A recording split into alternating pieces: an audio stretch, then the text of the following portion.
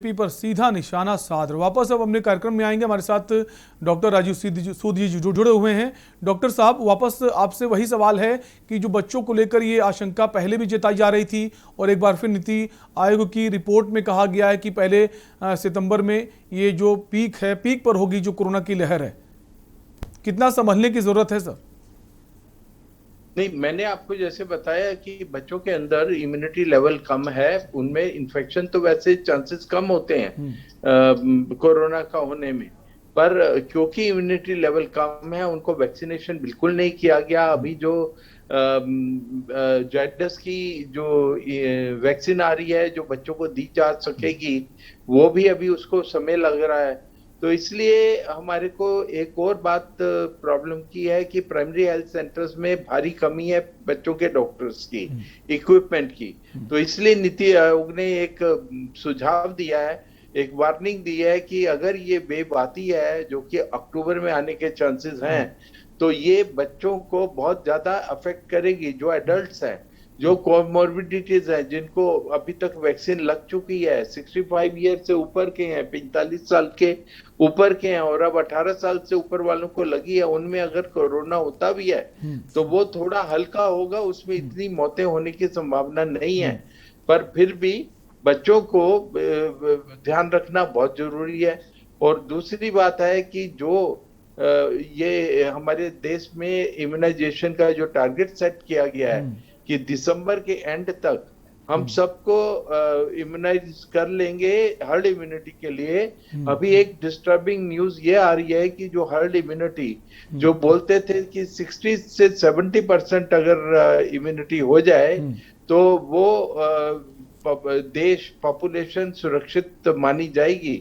उसका लेवल जो कि अभी म्यूटेंट्स आ रहे हैं कोरोना के, उनकी वजह से अब ये माना जा रहा है कि आपको जो सुरक्षा है वो 80 से 85% लोगों को देनी पड़ेगी। बिल्कुल, जो 70% की बात की जा रही थी, अब ये कहा जा रहा है 80 से भी ज्यादा फीसदी लोगों को वैक्सीनेट होने की जरूरत है। सर, एक ब्रेक का वक्त है, आप बने रहिए हमारे साथ, फौरन लौटेंगे।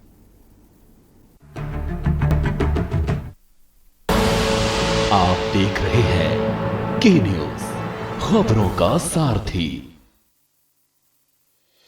संकल्प ये हमने लिया, हर काम को पूरा करे, वंचित कोई ना अब रहे, ये लक्ष्य हम पूरा करें। संकल्प है, संकल्प है, संकल्प है। ना अब कोई पिछड़ा रहे, ना अब कोई लाचार हो, हर वर्ग का उत्थान हो, सबको सभी अधिकार हो, जो सबसे हो पीछे खड़ा, हम साथ में उसके रहे। संकल्प है, संकल्प है, संकल्प है।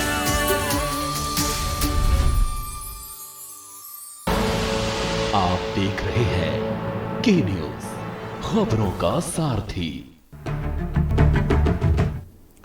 ब्रेक के बाद एक बार फिर आपका स्वागत है। आप देख रहे हैं हेल्थ कॉन्फ्रेंस, जहां बात कर रहे हैं तीसरी लहर बच्चों को कितना नुकसान पहुंचा सकती है, क्योंकि पहले भी कहा जा रहा था, लेकिन जब से नीति आयोग की रिपोर्ट में ये कहा गया है कि जो तीसरी वेव, थर्ड वेव आएगी, उसमें बच्चों को बहुत ज़्यादा इन्फेक्टेड कर सकती है। अब सवाल ये है कि बच्चे अभी तक वैक्सीनेट नहीं हुए हैं। हाँ, लगातार सरकारी कोशिश है जल्द से जल्द बच्चों की वैक्सीन आए और उन्हें वैक्सीनेट किया जाए। और हम इसी पर बात करें, हमारे साथ प्रोफेसर डॉक्टर राजीव सूद जी जुड़े हुए हैं। डॉक्टर साहब, एक नई चर्चा इस वक्त बूस्टर डोज को लेकर भी हो रही सर, कि बूस्टर शॉट जो है उसकी बहुत ज़रूरत है। देखिए, इम्यूनिटी लेवल के बारे में दो तरह के सामने व्यक्तित्व आए हैं और जो एविडेंस आए हैं। हम एक तो स्पेनिश फ्लू की बात करते हैं जो 100 साल पहले हुआ था, और जो लोग 100 साल की अपनी उम्र क्रॉस कर चुके हैं और ये पाया गया है कि उनमें वो मेमोरीज अभी भी कायम है और वो उसके लिए इम्यून है। तो एक तो ये तरफ ये एक्सट्रीम है कि ये मेमोरी बहुत लंबे टाइम तक जाती है और एक बार जब आप इम्यून हो जाते हैं तो ये रहती है। पर दूसरी तरफ ये देखा गया कि जो एंटीबॉडीज का लेवल मापा गया वो पहले ये इंग्लैंड में शुरू हुआ, यूके के अंदर ये माना गया कि 6 महीने के बाद बूस्टर डोज लगाई जाए। और अब कुछ नए भी तथ्य आए हैं, जैसे इजराइल के अंदर ये मान लिया गया था कि सब इम्यूनिटी आ गई है, पर उसमें तीसरी लहर आ गई और एक डिफरेंट वेरिएंट जो पहले इंडिया में आ चुका था डेल्टा की वजह से आई, और ये माना गया कि वहां पे बूस्टर डोज अब 6 महीने के बाद लगाई जाए। बूस्टर डोज पे एक और बात भी आ रही है कि अगर आपने एक तरह की वैक्सीन लगाई है और पूरा कोर्स कर लिया है, तो आप फाइजर की कई जगह ऐसे कुछ ट्रायल्स हुए हैं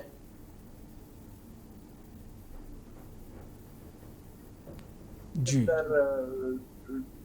बूस्टर की, तो उसकी इम्यूनिटी और स्ट्रॉन्ग हो गई है। तो बूस्टर डोज के फायदों का इवैल्यूएशन हो रहा है, जहां पे प्राइमरी इम्यूनिटी के टारगेट अचीव हो चुके हैं उनको बूस्टर डोज के बारे में भी सलाह दी जा रही है, और कई कंट्रीज में इसको अडॉप्ट करना भी शुरू कर दिया है।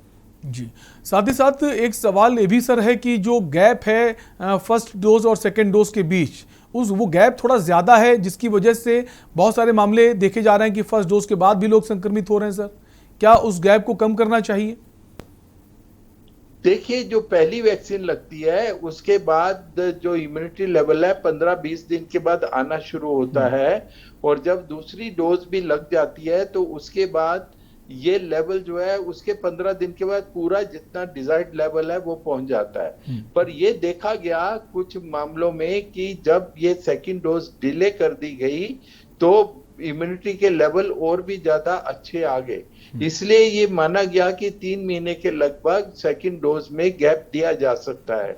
और अभी जो बूस्टर डोज की आप बात कर रहे थे, इस गैप को आप दूसरी किसी वैक्सीन जैसे फाइजर है उसके बूस्टर से इसको और ज्यादा ऑगमेंट कर सकते हैं। ये भी एक ख्याल आया है, पर जिसमें कोई डरने की जरूरत नहीं है। अगर ये पहली डोज और दूसरी डोज में, जो कि कोविशील्ड के केस में हुआ है, अगर उसका गैप बढ़ाया है तो उससे फायदा ही होगा, नुकसान नहीं होगा। इसलिए किसी को भी इस गैप के बारे में गलत धारणा नहीं पालनी चाहिए, और जैसा कि गवर्नमेंट की गाइडलाइंस है उनको स्ट्रिक्टली ओबे करना चाहिए। सर, जो दोनों डोज लेने के बाद भी अगर बाहर की बात करें, अगर अमेरिका की बात करें, तो अमेरिका में जो लोग 2 डोज ले चुके हैं उसके बाद भी बहुत ज़्यादा संक्रमण के केस आ रहे हैं सामने, लेकिन राहत की बात यह है कि उन्हें अस्पतालों तक नहीं पहुंचना पड़ रहा है। तो क्या हम ये माने कि हम वैक्सीनेट होने के बाद भी संक्रमित हो सकते हैं, लेकिन इतनी ज़्यादा क्रिटिकल कंडीशन नहीं होगी ताकि हम अस्पताल जाएँ? देखिए, ऐसा माना जा रहा है कि हमारे केस तो ज्यादा होंगे, हॉस्पिटल एडमिशन भी जो नीति आयोग ने कहा है 23% हमको जरूरत पड़ सकती है, और केसेस का नंबर भी बोला है कि बहुत ज्यादा हो सकता है। जो एस्टिमेट्स आए हैं अभी, जो डिजास्टर मैनेजमेंट की जो स्टडीज आई हैं, पर इसमें ये राहत की बात जरूर है कि हमारे पास नेचुरल इम्यूनिटी या वैक्सीन लगाने से जो इम्यूनिटी आई है उससे ये इसकी जो इफेक्ट है वायरस का, वो उसकी सीवियरिटी कम हो गई है शरीर के ऊपर, और जो इसमें हॉस्पिटलाइजेशन जो है वो या तो बहुत कम टाइम के लिए, सिर्फ आप समझ लीजिए कि जिनको और भी कोमॉर्बिड कंडीशंस है उनके लिए जरूरी रह जाएगी। और इसीलिए ये भी अभी समझाया जा रहा है कि हमको होम आइसोलेशन, होम केयर के बारे में ज्यादा सतर्क होना है, और कोविड एप्रोप्रिएट बिहेवियर ज्यादा अच्छी तरह से निभाना है। उससे हमारा आर फैक्टर जो है वो कंट्रोल में आएगा। आर फैक्टर अगर 1 से नीचे रहता है तो वेव नहीं आएगी नहीं, और अभी क्योंकि कुछ जगहों पे ये आर फैक्टर 1 से ऊपर जा रहा है, जो कि आर फैक्टर होता है, बिल्कुल आर फैक्टर जो है उसको भी कंट्रोल करने की जरूरत है। सर, एक ब्रेक का वक्त है, आप बने रहिए हमारे साथ, ब्रेक के लिए रुकेंगे, जल्द लौटेंगे। आप देखते रहिए हेल्थ कॉन्फ्रेंस।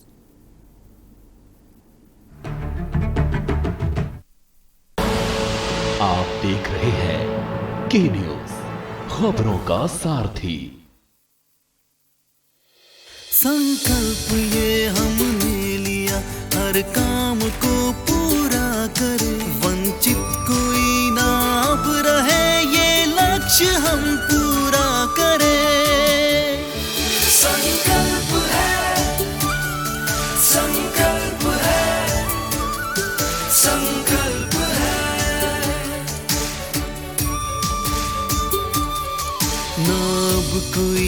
पिछड़ा रहे ना अब कोई लाचार हो, हर वर्ग का उत्थान हो, सबको सभी अधिकार हो, जो सबसे हो पीछे खड़ा हम साथ में उसके रहे। संकल्प है, संकल्प है, संकल्प है।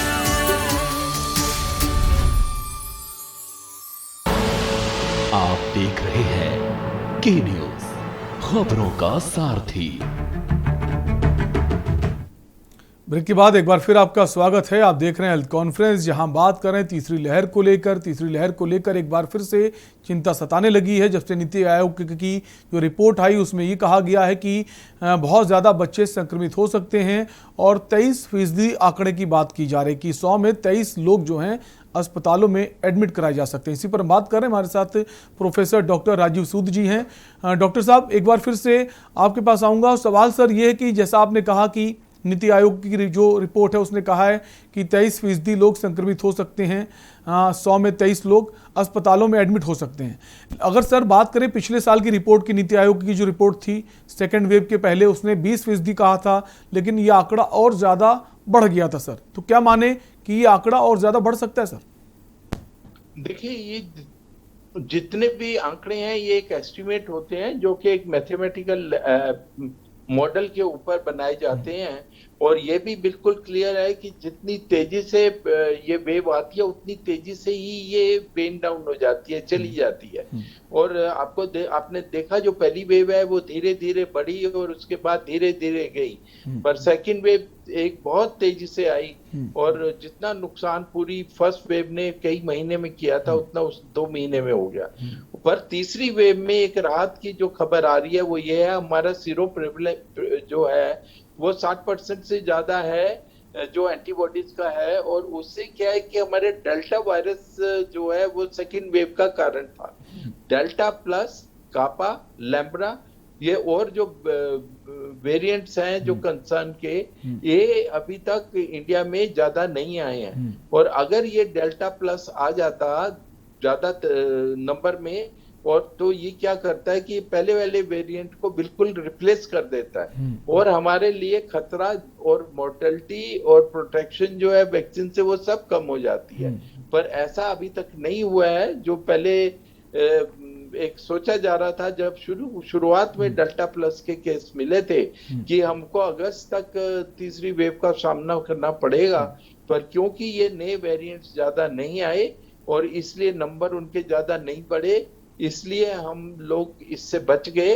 पर तीसरी वेव अगर आती है तो, और अगर वेरिएंट ऑफ कंसर्न बदल जाता है, कोई दूसरा आ जाता है, तो उसमें हमारे एडमिशन ज्यादा हो जाएंगे, पर मोर्टेलिटी के ज्यादा होने की संभावना नहीं है। मौतें इसमें ज्यादा नहीं होनी चाहिए, नंबर चाहे पहले से भी ज्यादा हो जाए, और इसलिए ये माना जा रहा है कि हम जितनी तेजी से हार्ड इम्यूनिटी ला सकें, एक कि हम सबको वैक्सीनेट कर सकें, 2 बच्चों का भी वैक्सीनेशन कर सकें, तो हम इसमें काफी ज्यादा इसको वीक कर सकते हैं थर्ड वेव। सर, जो डेल्टा वेरिएंट है अब तक का सबसे खतरनाक वेरिएंट इसे कहा जा रहा है। अब तक इस पर हम इतनी रिसर्च चल रही, लेकिन बावजूद वैक्सीनेशन होने के बावजूद ये लोगों को संक्रमित कर रहा है। क्या सर ये फिर से अपना नेचर बदल सकता है और खतरनाक हो सकता है सर?